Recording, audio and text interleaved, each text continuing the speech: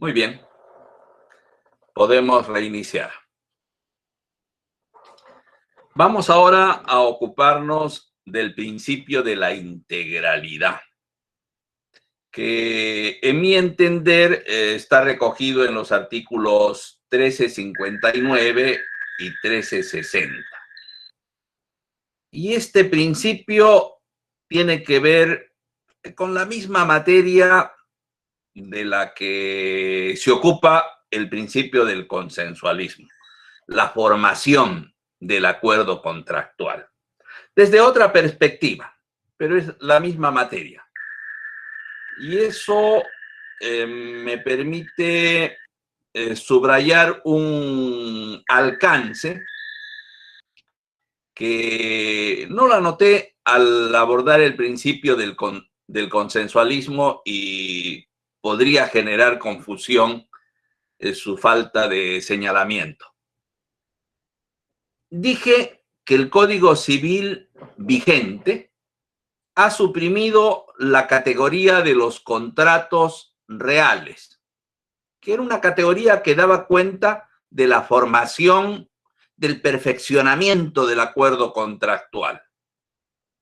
Ya no más contratos reales.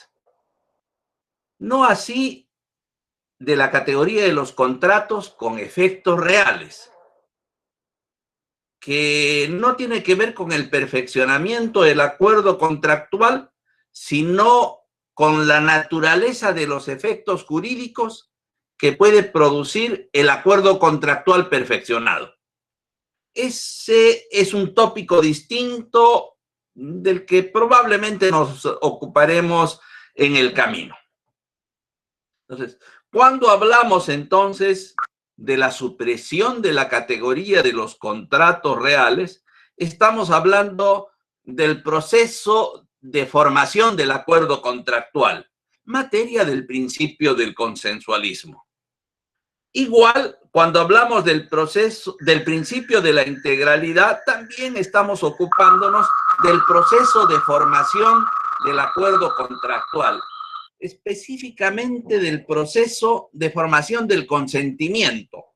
Cuando se entiende concluido, formado, consumado el consentimiento. De eso trata el principio de la integralidad. Leamos el artículo 1359 que contiene su primera regulación, su regulación más general. Dice este artículo lo siguiente: no hay contrato mientras las partes no estén conformes sobre todas sus estipulaciones, aunque la discrepancia sea secundaria. El acuerdo será acuerdo cuando sea total. Cuando los contratantes se hayan puesto de acuerdo sobre todo, cuando sea integral. El acuerdo es acuerdo en la medida en que sea integral. No hay acuerdos parciales. A ver, esta es una primera y general presentación del principio de la integralidad. Ahondemos. A ver.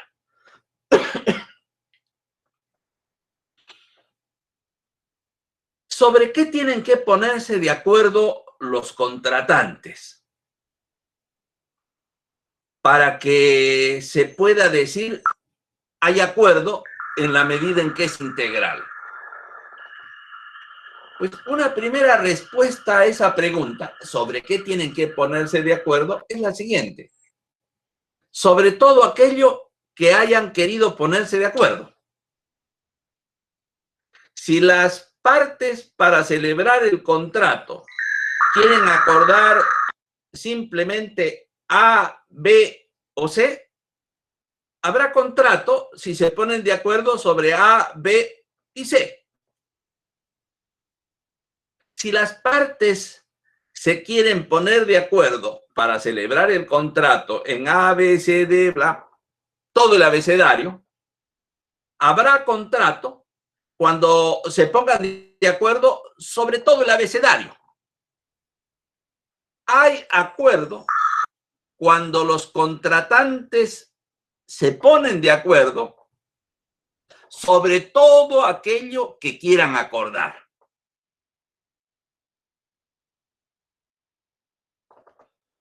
Ahora bien, según los contratos que vayan a celebrar,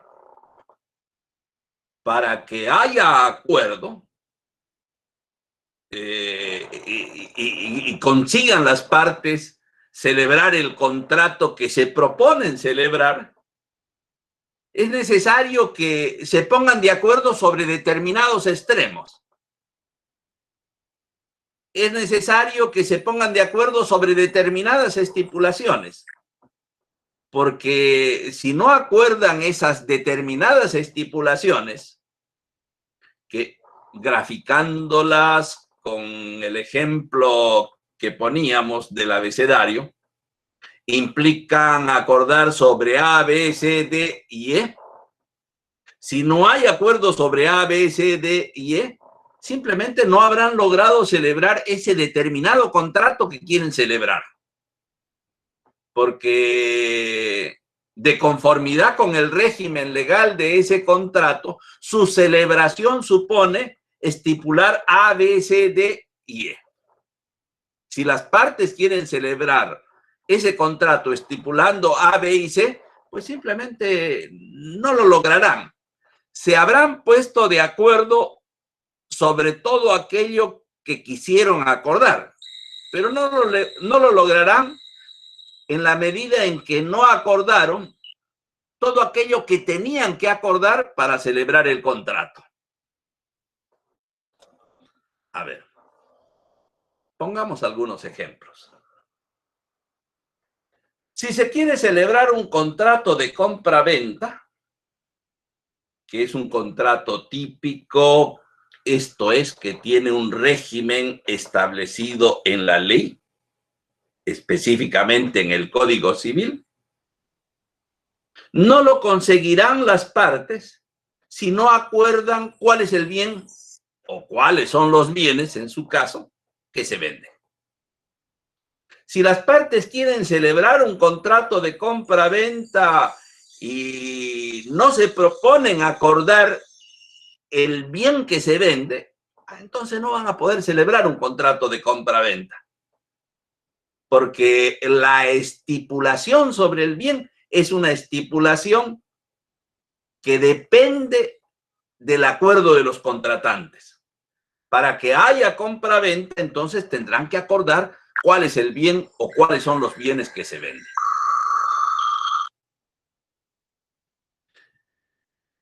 También tienen que estipular el precio que se va a pagar por esos bienes. Esto, en rigor, no en todos los casos. Cuando estudien el régimen de la compra-venta, se encontrarán con un artículo, el 1547, que establece una excepción, por la cual en ese supuesto habrá acuerdo de compra-venta, aunque no hayan estipulado nada sobre el precio de los contratantes. Pero esa es la excepción. Digamos que esta excepción no existe. Si ese fuera el caso, no habrá compra-venta si no hay acuerdo sobre el precio. Ahora, el bien que se vende tiene que ser entregado. ¿Cuándo tiene que ser entregado? ¿Dónde tiene que ser entregado? ¿Cómo tiene que ser entregado? Eso podrían estipularlo los contratantes. Si quieren ponerse de acuerdo sobre todos estos extremos, cuándo, dónde, cómo, en relación a la entrega del bien vendido, no habrá contrato de compra-venta si no acuerdan todo ello. Pero podrían no querer ponerse de acuerdo sobre ninguno de estos extremos. Y habrá entonces contrato de compra-venta sin que hayan acordado nada al respecto. Y habrá porque estipular sobre cuándo, cómo y dónde respecto de la entrega del bien vendido no es algo que la ley impone a los contratantes. Es más, si los contratantes no estipularan nada al respecto, la ley, el Código Civil, tiene reglas que suplen ese vacío. Porque claro, quien vende tiene que entregar lo que vende y para poder entregar lo que vende tiene que estar regulado cuándo, dónde y cómo entrega. Si no hubiera regulación, el cumplimiento podría verse dificultado, por lo menos. Y sí, si no han estipulado nada a los contratantes, pues la ley dice que el bien vendido se entrega inmediatamente después de celebrado el contrato. Allí donde estaba cuando se le vendió y como estaba en ese momento. Por lo tanto, esas estipulaciones podríamos llamarlas secundarias, prescindibles. Mientras que las estipulaciones sobre bien y precio podríamos llamarlas principales, imprescindibles. Pongamos otro ejemplo. Un arrendamiento. Si las partes se proponen celebrar un contrato de arrendamiento. Nuevamente, para que haya contrato de arrendamiento tiene que haber acuerdo sobre todo aquello que quieren acordar los contratantes. Pero para que celebren un contrato de arrendamiento tienen que acordar por lo menos aquellas estipulaciones que podemos llamar principales que dependen del acuerdo contractual. Si no hay estipulación sobre ello, pues no habrá contrato de arrendamiento. Así. ¿Cuál es el bien que se va a ceder en uso? Que se va a arrendar. Eso lo determinan los contratantes. Es una estipulación contractual acordada por ellos la que define el bien que se va a arrendar. Si se quiere celebrar un arrendamiento y no se ha estipulado el bien que se va a arrendar, pues no habrá contrato de arrendamiento. Esa es una estipulación principal. Estipulación principal, podemos decir, es aquella que solo puede ser pactada por los contratantes. Que si no es pactada por los contratantes, estaríamos ante un vacío que la ley no puede suplir, porque no tiene reglas para ello. El arrendamiento es el préstamo de uso oneroso. Por lo tanto, para que haya arrendamiento tiene que haber renta. Antes se llamaba merced conductiva. En el lenguaje coloquial lo llaman alquiler. Renta lo llama el Código Civil. ¿Y cuánto se va a pagar como renta por el uso del bien arrendado? Eso es algo que depende de los contratantes. Si ellos no lo pactan, no hay manera de suplir ese vacío. Estamos también ante una estipulación principal. En principio, para que se celebre un contrato de arrendamiento, puede bastar con que se estipulen bien y renta. Para que se desarrolle una relación de arrendamiento, no bastará. Porque, por ejemplo, el arrendamiento es la cesión en uso onerosa y temporal de un bien. Y temporal. Por lo tanto, la temporalidad es de la esencia del arrendamiento. En principio, la temporalidad la suelen determinar los contratantes. La temporalidad suele ser una estipulación del contrato. Sin embargo, si los contratantes no hubieran estipulado nada al respecto, pues estaríamos ante un vacío. Y un vacío, en este caso, susceptible de ser suplido por una regla de la ley, del Código Civil. En principio, si no han fijado un plazo, se entiende que el arrendamiento es uno de duración indeterminada. Entonces,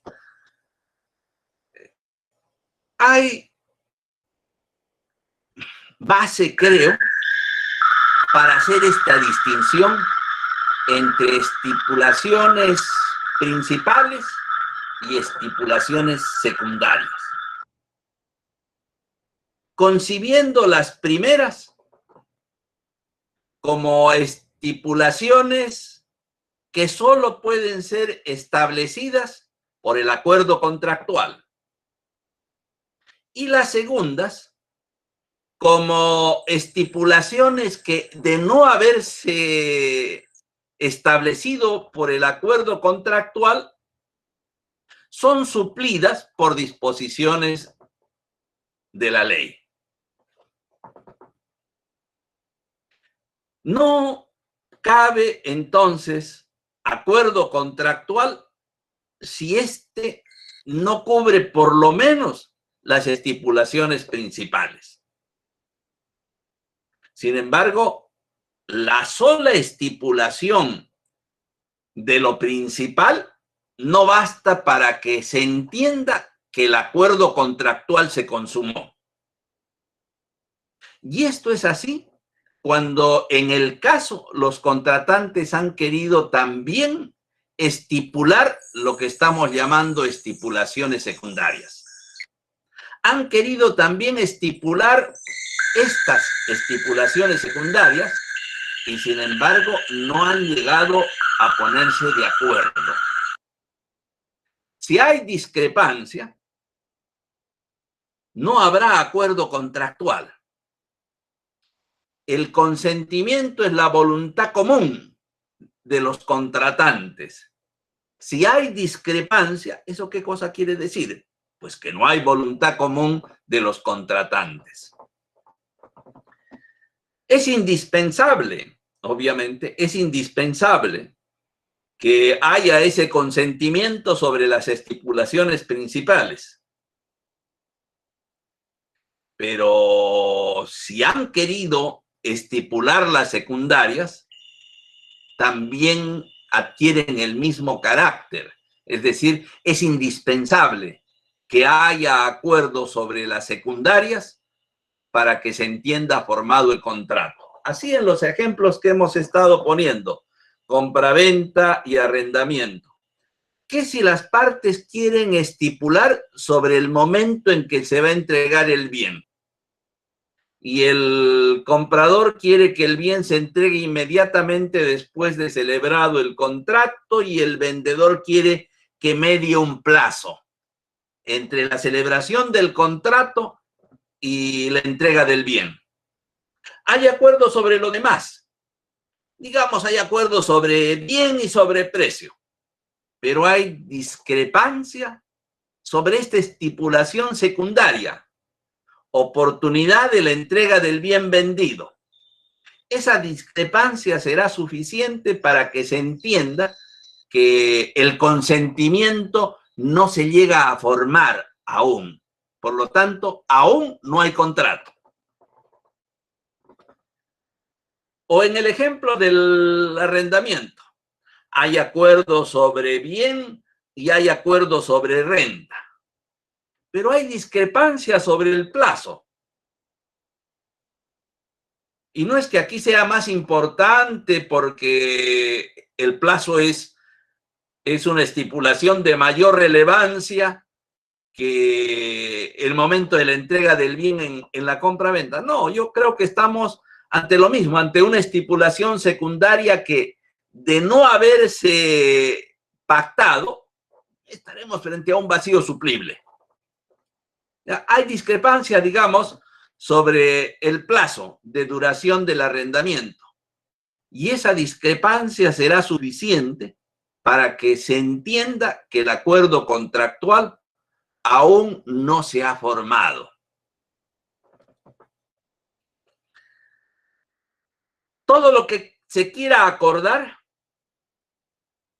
estipulaciones principales ineludibles, estipulaciones secundarias eludibles, pero todo lo que se quiera estipular tiene que ser acordado para que el contrato se entienda formado. Todo. Por ende, no porque haya un acuerdo sobre las estipulaciones principales se pueda considerar que ya tenemos contrato. No porque las discrepancias sean respecto de las estipulaciones secundarias, podamos decir, como son secundarias y pueden ser suplidas por la ley, habiendo acuerdo sobre lo principal, ya tenemos contrato. No, entre nosotros, desde el punto de vista de la formación del acuerdo contractual, la distinción entre estipulaciones principales y estipulaciones secundarias no tiene mayor relevancia. La discrepancia, sea sobre las unas o las otras, principales, secundarias, tiene la misma trascendencia jurídica. En uno y otro caso, estamos ante un contrato que no termina de formarse, un consentimiento que no termina de consumarse. Por cierto, que el consentimiento puede formarse en un instante o en un proceso. Si se forma en un instante o no se forma en ese instante, la verdad que no tiene mayor importancia el distinguir estipulaciones principales de estipulaciones secundarias. Pero si se forma a través de un proceso, o sea, dura el proceso de formación del consentimiento, quizá pueda llamar nuestra atención esa distinción, principales, secundarias, porque en el camino puede ir formándose el acuerdo, digamos, de las principales, y luego sumarse más adelante las secundarias. Y nada obsta para que incluso ese proceso pueda ir documentándose. Las partes pueden ir recogiendo por escrito, en actas o lo que sea, los acuerdos sucesivos que van formando en el camino, que van adoptando en el camino. Nada obsta para que se proceda de este modo. Sin embargo, si hay ello, es decir, acuerdos que se van formando progresivamente, no tiene mayor importancia la discrepancia que quede al final de ese proceso. Porque si queda una discrepancia, esa bastará para que se entienda que todo el proceso anterior no se ha consumado con la formación de un acuerdo contractual. Eso es el principio de la integralidad. ¿El consentimiento es total o no lo es? Entonces, acuerdos parciales no tienen relevancia. Esto sin perjuicio del rol que tiene en el proceso de formación del acuerdo contractual el principio de la buena fe. La menor discrepancia impedirá la formación del contrato, nos permitirá decir no hay acuerdo contractual y por lo tanto de allí no van a sobrevenir las consecuencias jurídicas que sobrevienen de un acuerdo contractual, pero en aplicación del principio de la buena fe podrían haber consecuencias contractuales en el caso.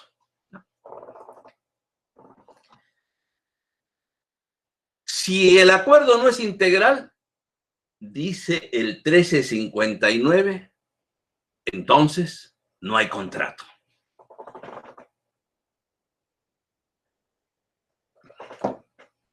Esta es una de las disposiciones normativas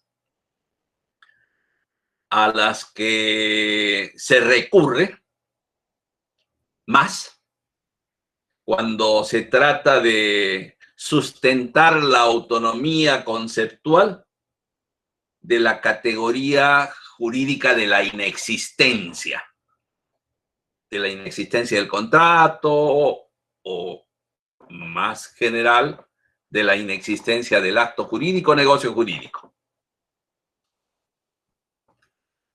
Sí, podemos echar mano de ella y construir la categoría de la inexistencia. Sin embargo, si queremos prescindir de esa categoría,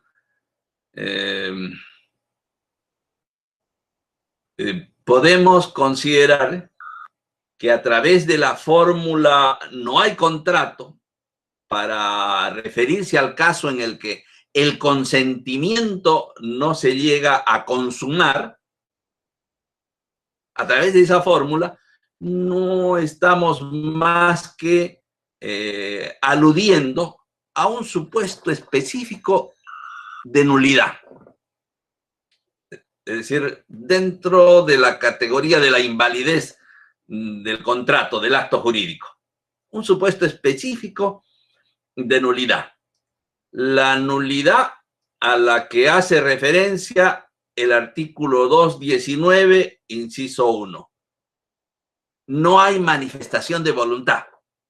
Aquí, la manifestación de voluntad se nos presenta como consentimiento.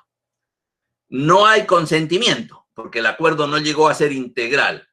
Es decir, no hay manifestación de voluntad. Y eso hace de este supuesto un contrato nulo. Puede ser una lectura que podemos hacer de esta disposición en clave de invalidez y no de inexistencia de contrato. Sigamos. Decíamos, el principio de la integralidad está recogido en el artículo 1359 y en el 1360. Creo que debe leerse así estos dos textos, concordados y recepcionando un mismo principio, el principio de la integralidad. Porque si los separamos, podemos vernos tentados a leer el 1360 como una negación de lo que se dijo en el 1359. Y eso creo que no es exacto. Leamos el 1360. ¿Qué nos dice?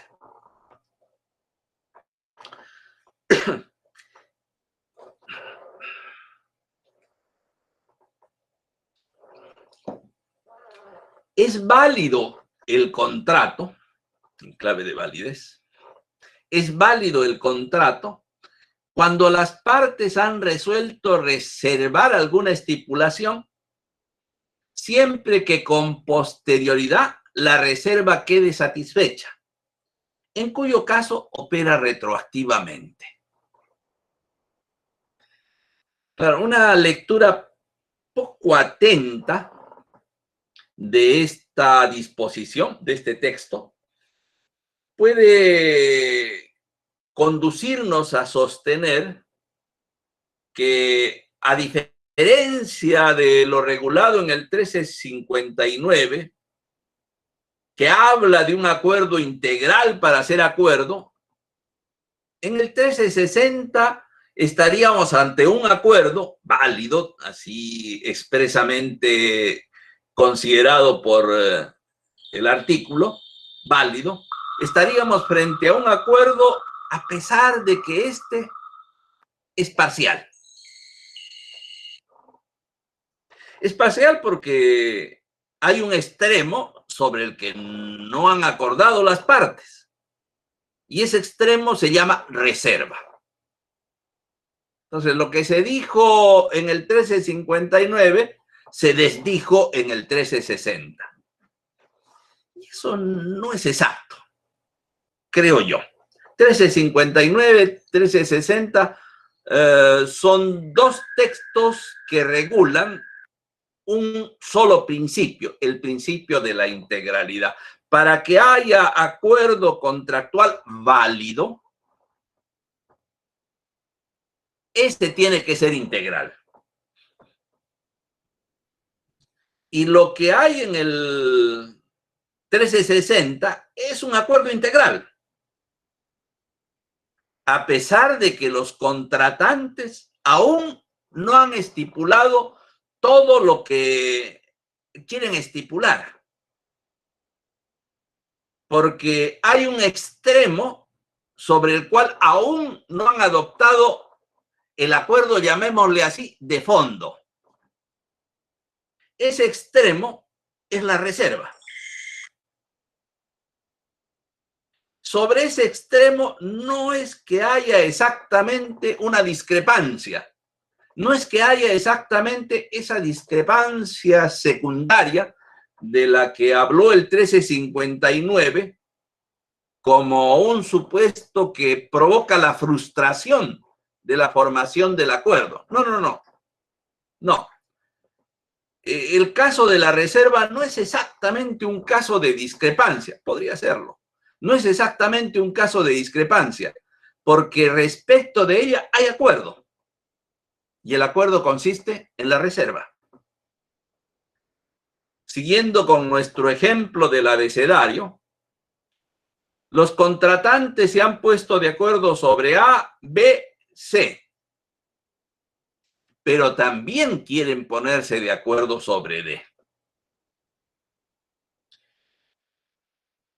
Lo que quieren acordar sobre D no lo pueden acordar en ese momento, no lo acuerdan en ese momento.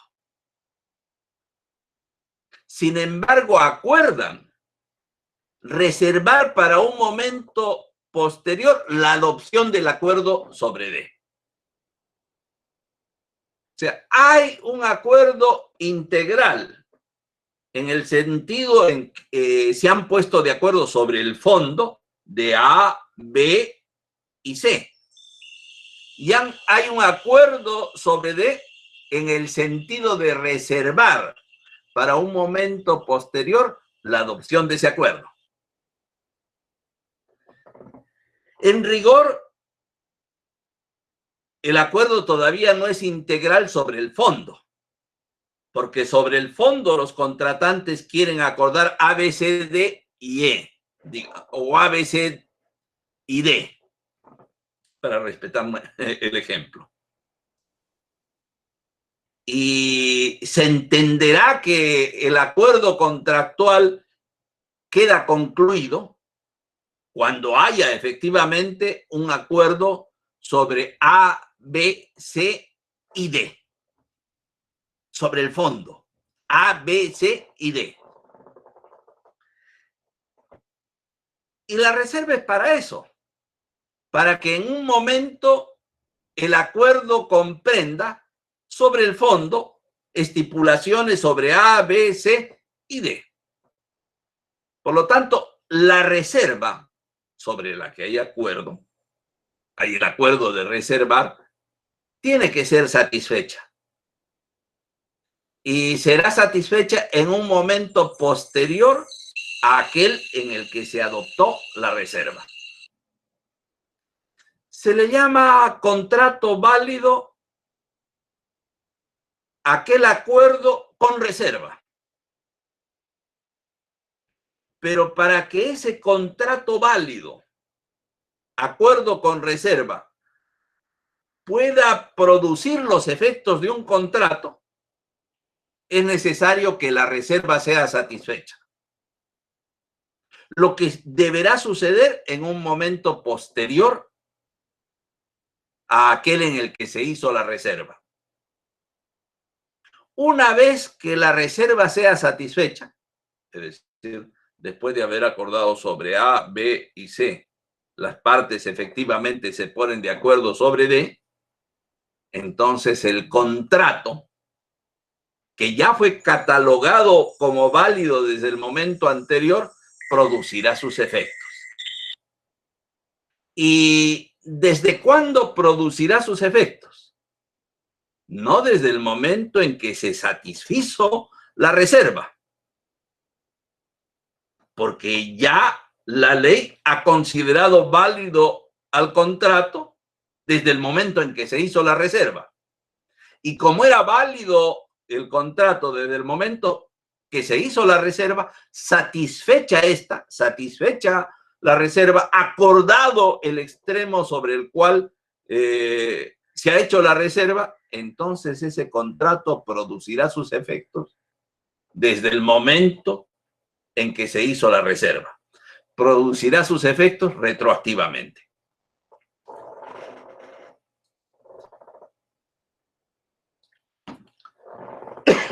Ejemplo. Una compra-venta.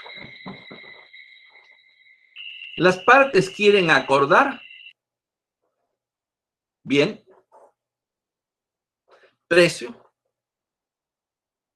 y momento de la entrega del bien.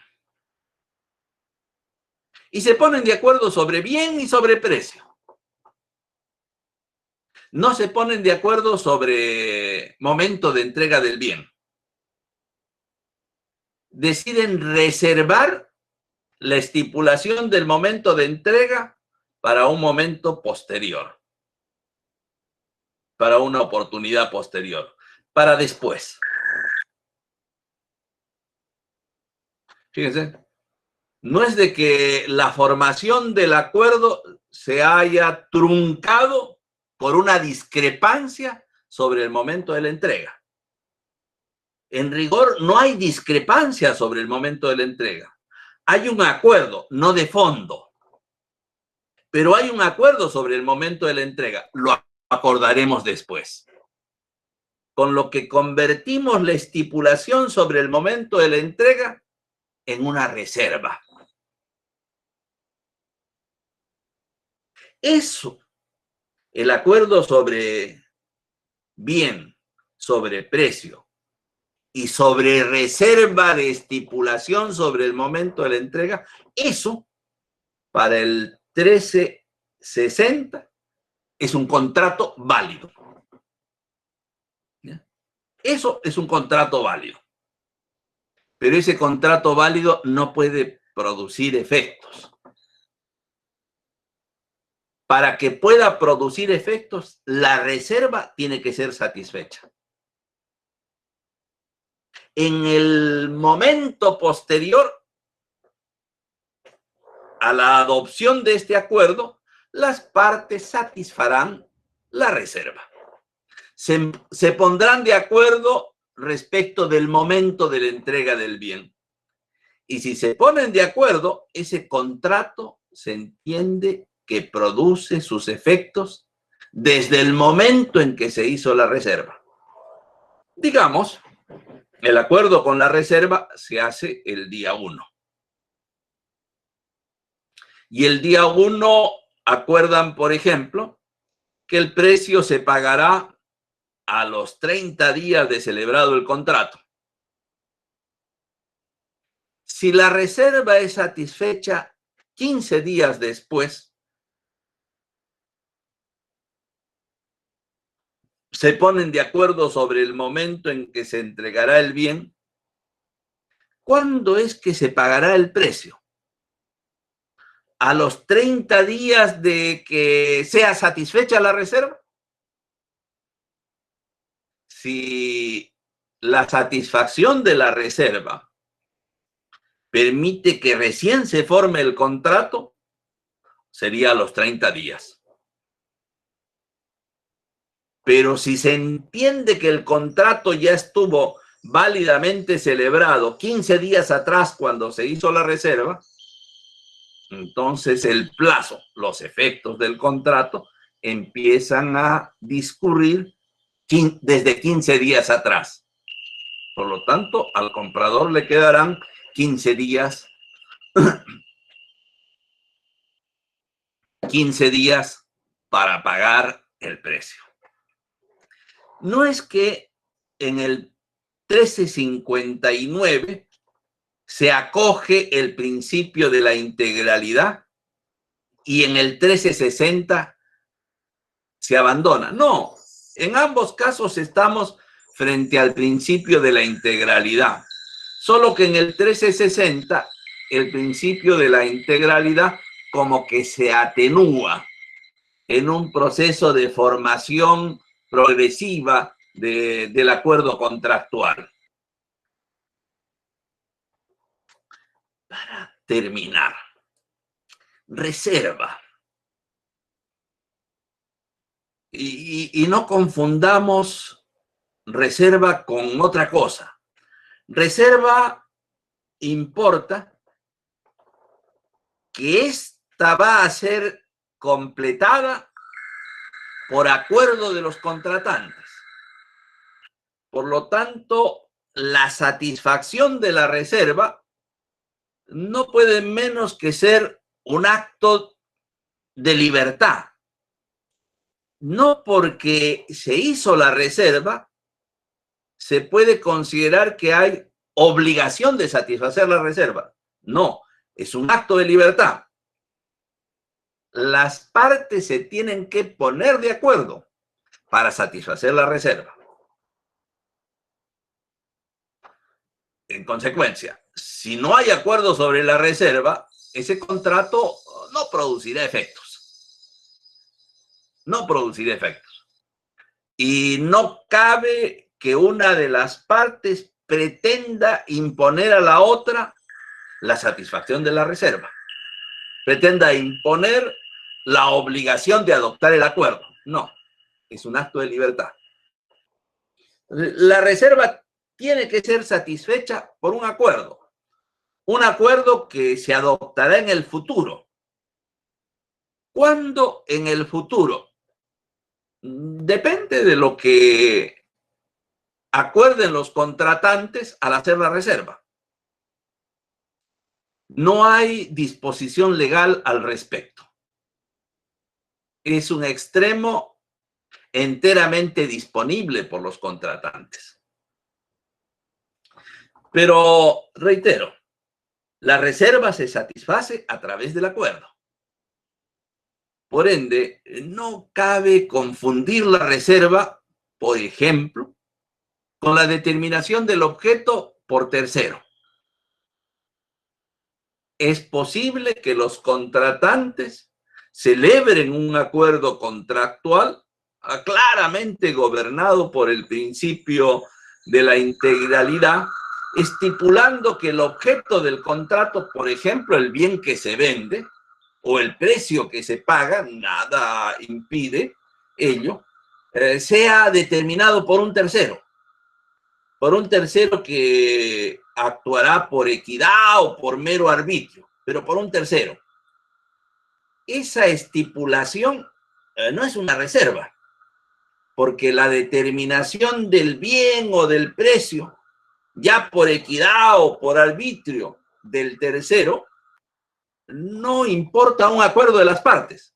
Las partes ya se pusieron de acuerdo sobre todo lo que se tenían que poner de acuerdo. Lo que sigue es ejecución del contrato. Entonces, la determinación del objeto por parte de un tercero es un acto de ejecución contractual. La reserva no.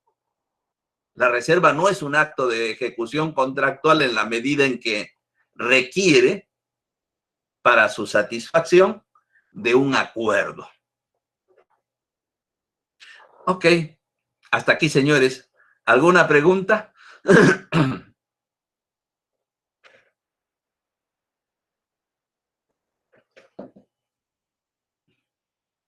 Creo que terminamos aquí. Voy a Profesor, detener la grabación. profesor, tengo Gracias una por su pregunta, atención. Sí, ¿no? sí, Mayra. Sí, tenía una pregunta. Entonces, quiero saber si entendí bien. Existe dos posibilidades, que el contrato sea válido desde el momento en que se acuerda la reserva y desde ese momento el contrato puede decir que es válido, pero también hay otra posibilidad que es que sea válido al momento de que ya se cumpla la reserva en el futuro. Yo creo que tal como está diseñado, estamos hablando de un contrato válido en el momento en que se hace la reserva, porque hay una estipulación sobre la misma. Hay un acuerdo de las partes sobre la misma. La reserva es un acuerdo. Hay reserva porque así lo han acordado los contratantes. Pero habiendo una reserva pendiente de satisfacción, ese acuerdo contractual no puede producir efectos. Creo yo que estamos ante un supuesto de contrato válido, pero ineficaz. Y la reserva aparece como una suerte de requisito de eficacia. Satisfecha la reserva, y aquí viene lo especial de la regulación, satisfecha la reserva, no es que, como se acaba de producir el requisito de eficacia, producirá el contrato sus efectos de allí para adelante. No. La regla, que es, digamos, expresión de política jurídica, la regla establecida es que los efectos va a producirlos desde el momento en que el contrato existe válidamente. Y ese es el momento en el que se hizo la reserva. Por eso se habla de efectos retroactivos. Y allí el ejemplo que ponía, el día 1 se adoptó el acuerdo con reserva. El día 15 se satisfizo la reserva. ¿Desde cuándo produce sus efectos el contrato? Desde el día 1. Y eso podría tener trascendencia, por ejemplo, si hay estipulaciones sobre plazo. Si las hay, quiere decir que los plazos en cuestión empezaron a correr desde el día 1. Si el 15 se satisfizo la reserva, ya hay 15 días transcurridos del plazo.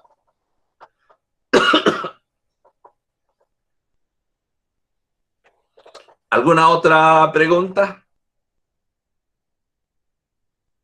Ok. Gracias por su atención. Detengo la grabación aquí.